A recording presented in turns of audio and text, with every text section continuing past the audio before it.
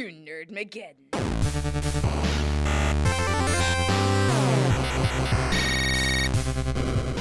Hello and welcome to Nerdmageddon here on KZLX LP Maryville. We're also on Facebook Live here with KNWT Channel 8. How you guys doing? I'm good. Fantastic, honestly. Well, I am obviously not Corey. I think that's clear because of the beard. No one told me. That's the only thing. Well, it was the beard that gave it away. It's shorter.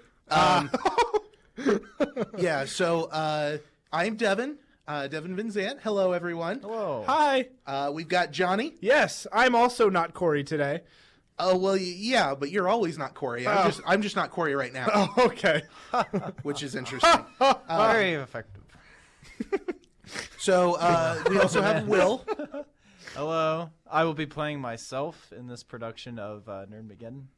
Is that so? Thank you. Yes. I'm very excited to play myself. And yeah, you're going to be great.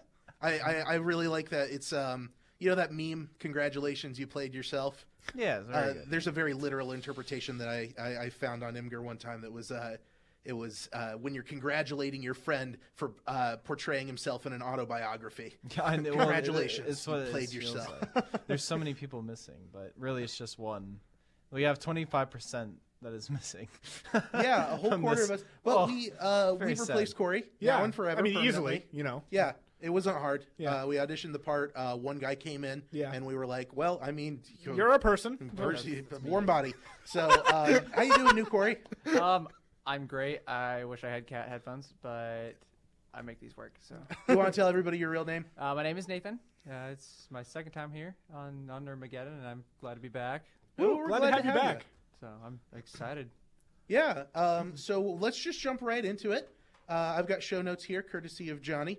Hey. So, sad news first, I guess. Bad news before Yeah. good. We've got a couple of deaths to talk about. We do.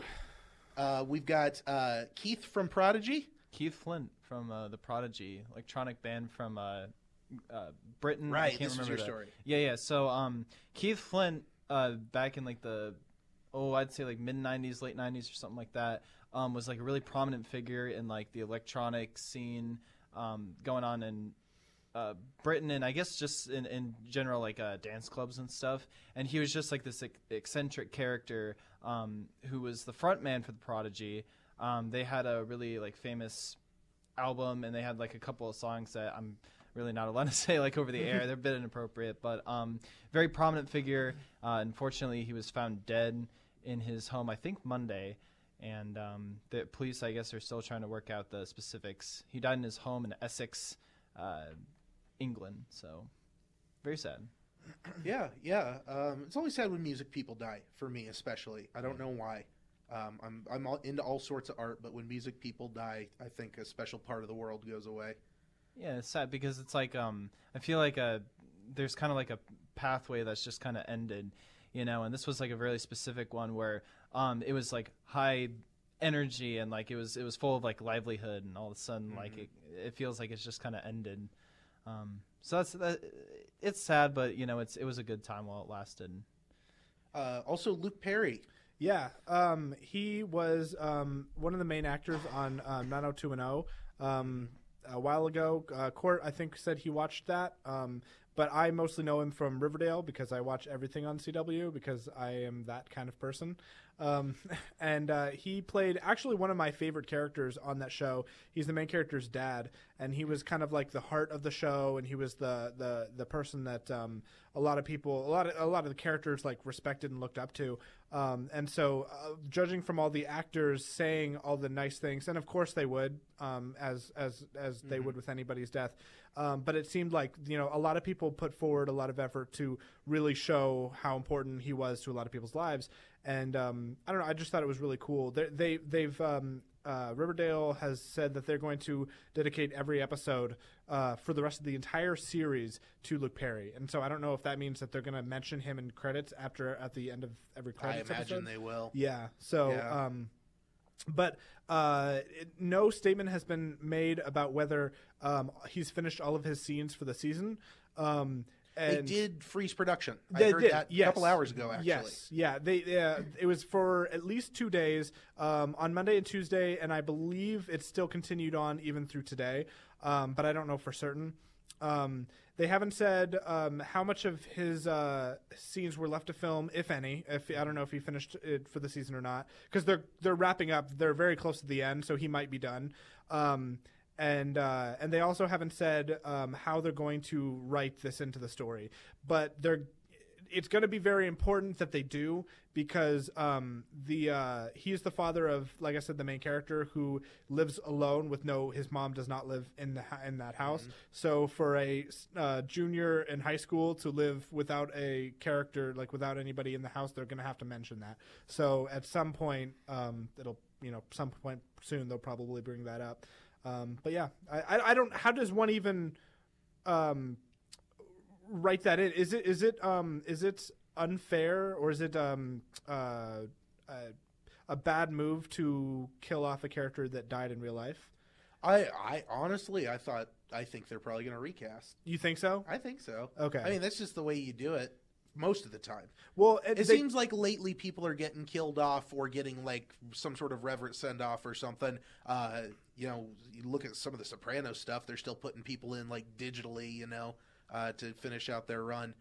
Which, I mean, like, low-key, I think is kind of like a not such a great idea. To do what? To recast or digitally and stuff like. I didn't think that the whole like in Rogue One with the CGI like Princess Leia. I was like, I don't know. I mean, like it fit, but like it was just only like 7 seconds of like a little clip. Right. That's not as big as like trying to recast like an entire member of your team. But there have been like some television series, I think even some movies that have done it fine. The last one that I remember that it happened like 5 or 6 years ago was on Glee, when one of the main characters died in that show, and I think they also shut down production, and then they dedicated an entire episode to him. Oh yeah, it was Corey Monteith. Yeah, Corey Monteith. Yeah, and so but like the way that they dedicated it to him was very they made it all about his character, and so they made it very tasteful. But in Riverdale, it's kind of hard to do that because it's a mystery show and it's like murder happens all the time. So if they killed him off, it would be in a off-screen, like not tasteful way, I would think. So I don't know how they're going to do it, but it just seems like they're going to be walking on eggshells, I think. Yeah. I'm interested to see. I think 90210 is supposed to get back together, and they have like the cast confirmed. So just same cast minus one, or like Andy Griffith style, we got bury Aunt B and move on, or like exactly. I guess so. I mean, well, I don't know for sure that he was even going to be in it to begin with, because I think I might have misread it, but from what I gathered, he was so committed to Riverdale that he didn't even want to go like his old show, what he was known primarily for. I think he didn't want to go back to that because he was so dedicated to Riverdale. But I mean, now so. All right. Well, speaking of dying, let's talk DC movies. Ooh, word. Shazam trailer. New Shazam trailer came out. I'm going to say what I say for every DC movie that comes out. I think this is going to be the one that does it. This is going to be the good one, you guys. Oh, my God. This is going to to be the good one. I don't know what you're talking about. The thing is, like, commercially, they don't. I agree with you, but why do you do this to yourself? I know. Yeah. Like, I think commercially, like, they do pretty like okay and stuff. Yeah. I know that Cody, one of our crew members, is like the biggest DC fan that I know, and Me too. loves DC. Cody, films. you and me behind the building after this. Exactly. So we'll see. I back you up, Cody. I like the Get a Shazam. big old Blue Lantern emblem dent in your forehead. Oh, that's true. Yep. I like the Shazam trailer personally, and I think it's going to be like a pretty good film. I think it looks good. I think it'll be like more of a fun watch rather than like a critical Absolutely. aspect. So absolutely, and I think DC needs that. I think they should give up a little bit, just a little bit, on being so serious. They did that really well with Aquaman, and I think that now that they're going kind of the comedic route, which I think is going to pay off for them, they did that with Aquaman. They did that a little bit with Justice League, which was weird, but I think it made a lot more sense for Aquaman, and it certainly makes sense for Shazam. So if this is where they're going to go, it's kind of a weird transition because they were so dark and brooding for a few films, and now they're going to go here, and I think this is the right path. But Nathan, are you a big DC fan? Comics, yes. Movies, not so much. I haven't watched a lot of the DC movies. Just personally, I didn't think they were very well put together, so I didn't watch them myself. But watching the trailers for Shazam, I'm actually really excited for it. It just looks goofy, and I think you guys are right. That's definitely what DC needs right now in the midst of everything that they've had going on. They just need to tell people, hey, that we're not completely dark. Right. So I think the idea of a kid getting superpowers and turning into this giant adult superhero, not knowing what he's doing at all, it's hilarious, honestly. Yeah. I loved the very end of the trailer where he tries to jump over the building and he jumps through the building and through the glass. That was really funny. But it'll be little things like that I think is going to be, hopefully what maybe is what brings DC back to what it's supposed to be. Well, yeah. We'll see. We'll see. Speaking of goofy, why? I don't even want to do this. This is not even it's just. All right, so Corbett, if you would, here's our little moment here. Oh no, it's Sonic the Hedgehog. Yeah, and I am sad. It is. It is terrifying. It is not good. There are some people in the community who are very, very excited for this film to happen. Okay. None of them are Sonic fans. No. Some Here's the people thing. just It's don't all understand. Sonic fans. That's true. Nobody would like a Sonic movie more than people who won't shut up about Sonic. And I know this because they had the Sonic fan film. And it was awful. And everyone was over the moon. We finally have our Sonic film. And I see this. This looks worse than the fan film. I would rather watch the fan film with Doug Walker making silly faces than what I'm seeing. It's terrifying. It's disgusting. The creator or like the director of Sonic 1 or something, they interviewed him and he was not happy. He was like, "This isn't Sonic, and you're going to tarnish like the sales of the games if you do this." And I mean, that happened a while ago. Oh yeah. Well, that's the thing is like I don't have any hopes for anything Sonic related anymore, because even if it is good or okay or whatever, just like it's going to be Sonic, and I feel like it's a poisoned well at this point. People are going to drag it down no matter what, and Sonic is the thing to hate right now or to viciously defend. But there really is no middle ground. Yeah. Well, but I mean, people don't like Sonic. People don't like Sonic fans. It's kind of established. I'm with you on a lot of like when it comes to some games. I think that like for me, and I guess I can only speak for myself personally, but there's some games that come out that are just not all that great, and some people judge them before they even get them, which I hate when people do that, whether it's movies or video games or whatever. They judge it before it's too late. But while I'm going to see the Sonic movie for sure, after seeing this image, I can't necessarily say I'm going to enjoy it. I mean, like you like looking to throw up, like yeah, right. I mean, and it's just I think Jim Carrey as Eggman is going to be very weird. Is that what it is? Yeah. Oh, yeah, Jim Carrey as Eggman. Good lord. Yeah. So, honestly, I don't think they could have cast that better though. You're right. You're completely right. Like I think Jim Carrey is going to be perfect for Eggman, but like I feel bad for Jim Carrey, to be honest. They should have raised Roosevelt from the dead and have him do it.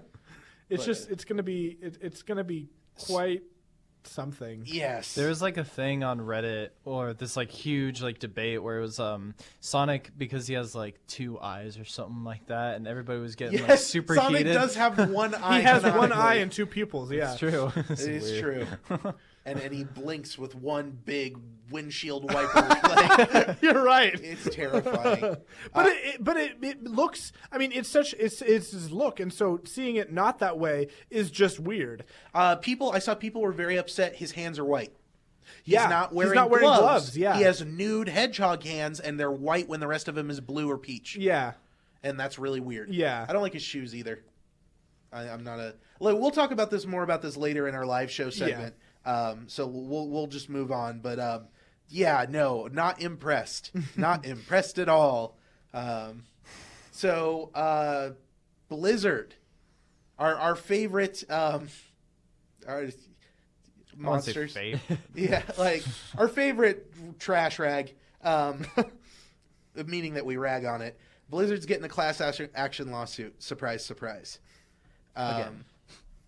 And this is on the heels of so much bad publicity. You'd think it would be obvious. But so lately I've been reading, they're paying people to leave the company. They're downsizing projects. They're moving stuff to mobile. The developers are miserable, whatever. I'm hearing all this stuff. And my favorite thing happened, and Bungie separated from Activision. And they took Destiny with them. And I was so happy because Destiny 2 was such garbage, and I put so much time into Destiny 1. And lo and behold, the stockholders were not notified that Bungie would be leaving, and they did not know that the severance agreement would take Destiny with them. And Activision's been toting this thing. Here's our 10-year plan. Here's how Destiny's going to rule the MMO market, whatever. And now the stockholders are like, so where's our thing? They left and they took it. So you don't have a were we consulted about that? Like, Be like, haha, what a funny joke. yeah. So I am not happy to see Destiny go. I want there to be a Destiny 3 that comes back and redeems the franchise, and it seems like Bungie has learned from their mistakes and they're genuinely concerned with putting out a good product this time. So I'm hoping Destiny redeems itself, but it's also nice to see a little icing on the side with Blizzard getting hit. The most profitable, I think I read the most profitable quarter ever or something, and they're still, downsizing employees and going into money saving mode, and God knows why. It's just it's that time of the season for developers to be jerks, I guess, because E3 and Activision or EA rather just been hammering hard on people. I don't really know much about the actual lawsuit itself. I just know neither. and I don't really know much about Destiny, the games either. I played Destiny 1 and it was fine, but it wasn't like anything. Did you play the Taken King?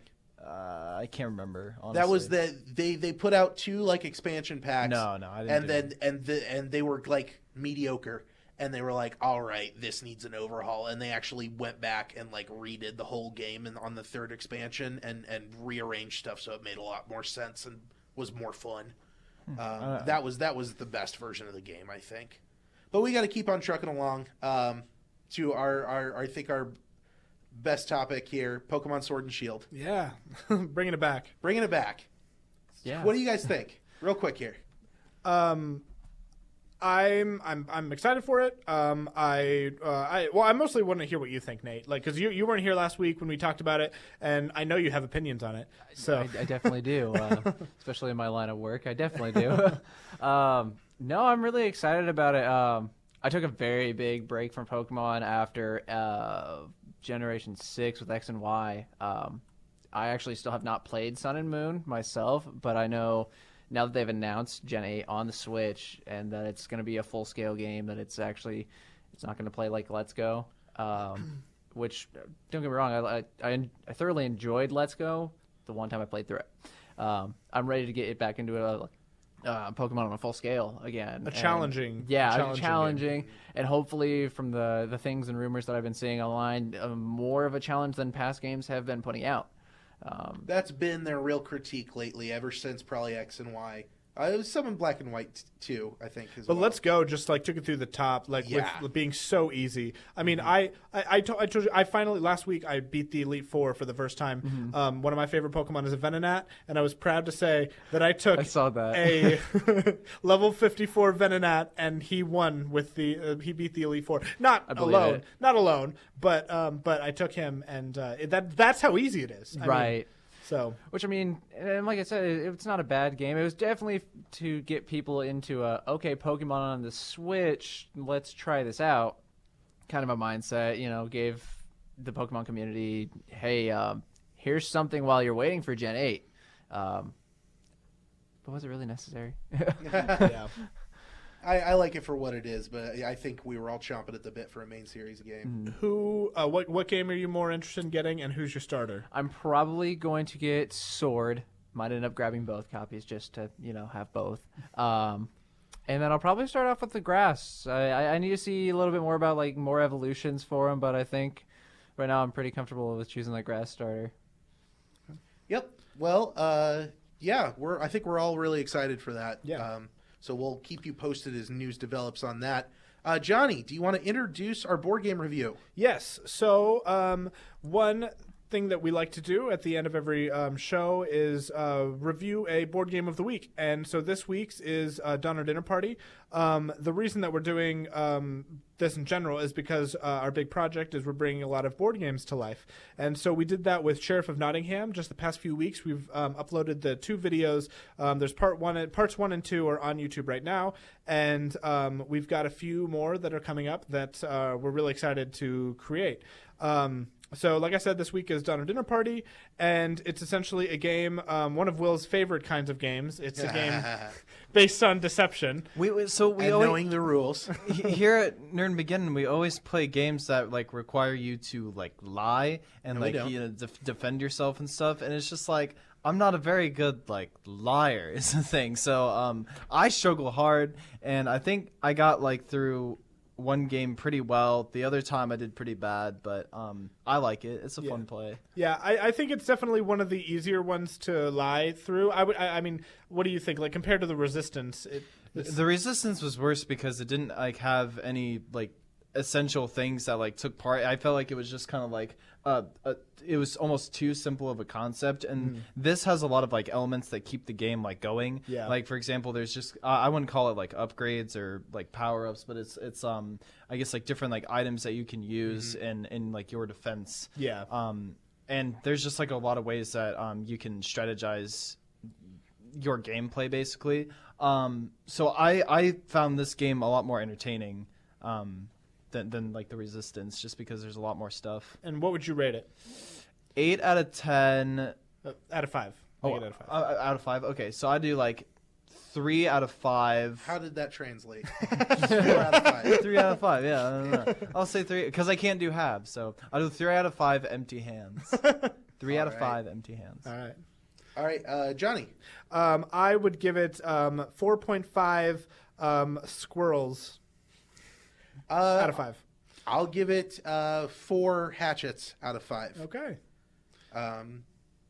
You played the game? I have not played the game. Oh, that's a shame I'm sorry. because you'll be able to deceive your friends, Yeah. which is the best kind of friendship, is one based on non-truths. Oh, definitely. And then ending up the night with eating each other. So. It's like Mario Party. Yeah, exactly. Exactly. You eat each other at the end of Mario You Party. I played remember Mario that. Party differently than I did. What was a new one? It was in like 8. They introduced that. Ah, it was like a gotcha, whole. gotcha. They put the cars in, and then you ate each other. Oh, gotcha. All right. Well, I think that's going to wrap us up for this week's Nerd News Now. If you're watching the live stream or listening on the radio, I'll be back in a couple of minutes, and we'll talk more about video game movies and the like. If you're on Channel 8, tune in next week for same time, same bat channel, same bat place for more Nerd News Now. And as always, You nerd it here first.